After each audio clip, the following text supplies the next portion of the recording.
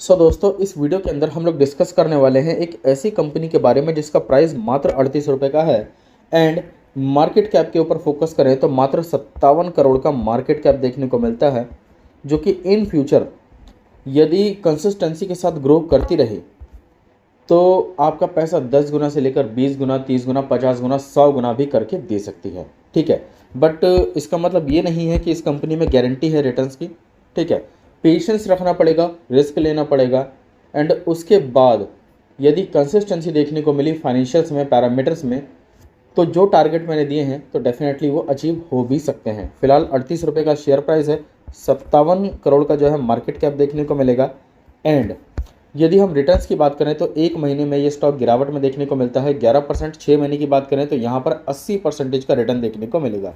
यदि हम chart pattern के ऊपर फोकस करें तो यहाँ पर आप लोगों को समझ में आ जाएगा, ग्रोथ काफ़ी अच्छी खासी इस कंपनी में देखने को मिली है। अभी क्या है, मार्केट में गिरावट देखने को मिल रही है जिसके चलते यहाँ पर कंसोलिडेशन देखने को मिल रहा है। मार्केट की इतनी बड़ी गिरावट में भी ये कंपनी अभी स्टेबल है, ज़्यादा गिरावट में नहीं है, तो ये एक अच्छी बात है। मार्केट की तेज़ी में यही कंपनी आप लोगों को काफ़ी ऊपर तक जाती हुई देखने को मिल सकती है।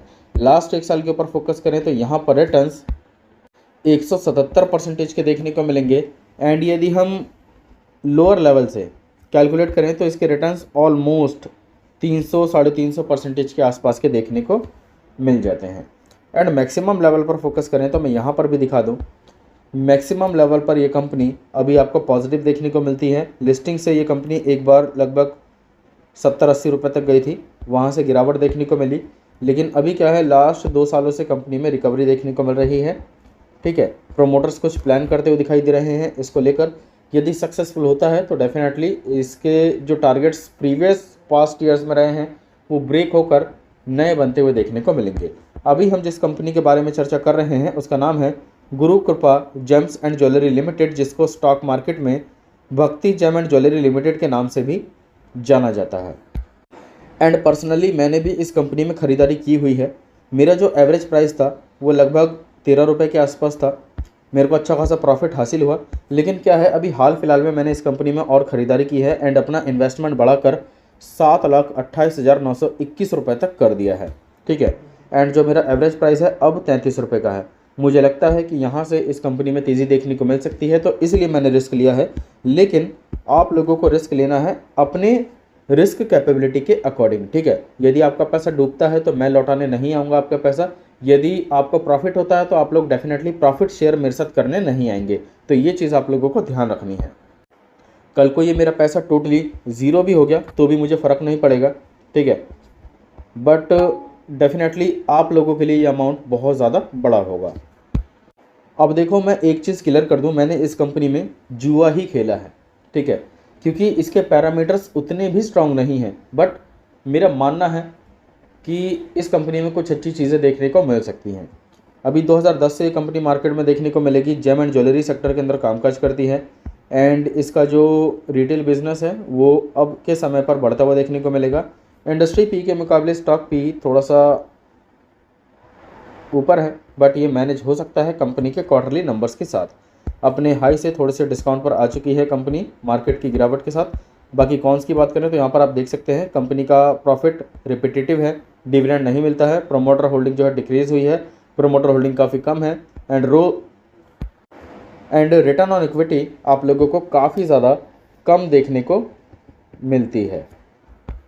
बट इसके मार्केट कैप के अकॉर्डिंग यदि हम इस कंपनी के सेल्स के ऊपर फोकस करें तो फिलहाल बढ़ता हुआ देखने को मिलेगा। क्वार्टरली बेसिस पे सेल्स बढ़ा है, वाई ऑन वाई बेसिस पे डिक्रीज़ हुआ है, लेकिन नेट प्रॉफिट के ऊपर फोकस करें तो नेट प्रॉफिट में काफ़ी अच्छा खासा जंप देखने को मिलेगा इस बार।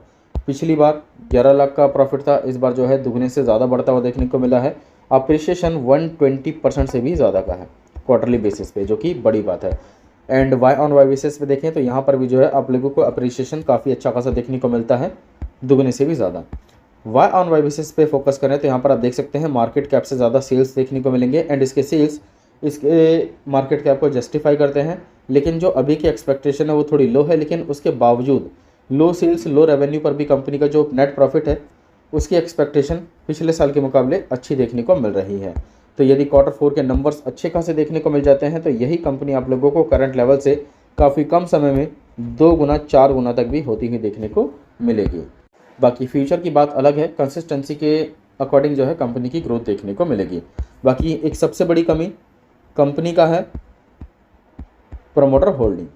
यहाँ पर आप ध्यान देंगे तो प्रोमोटर होल्डिंग काफ़ी समय से जो है बिकवाली में देखने को मिलेगी।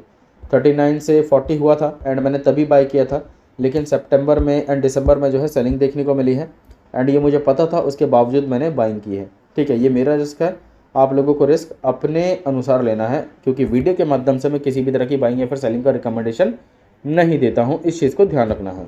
बाकी कोई डाउट हो क्वेश्चन हो तो कमेंट कीजिए, मैं जल्दी ही आप लोगों को रिप्लाई देकर डाउट्स क्लियर करने की कोशिश करूंगा। वीडियो अच्छी लगी तो प्लीज़ लाइक करना, चैनल के ऊपर फर्स्ट टाइम विजिट किया हो तो प्लीज़ चैनल को सब्सक्राइब करके बेल आइकन को हिट कर देना। Thank you guys.